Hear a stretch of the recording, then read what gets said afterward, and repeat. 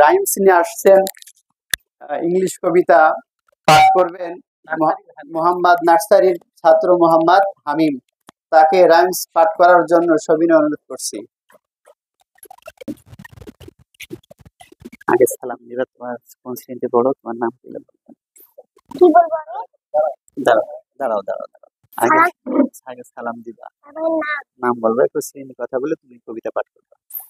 কবিতা না, ইংরেজি কবিতা। হ্যাঁ আসসালামু এদিকে করো, এদিকে করো, এদিকে করো।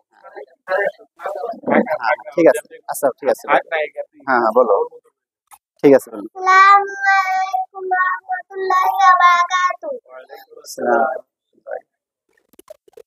My name is Muhammad Hamim Mia. I study in Nursery Group. Rhyme Allah's mercy, rules for Allah and for Him dies. Here take the bliss of paradise. But he who lives for selfish gain will sorrow live and die in pain.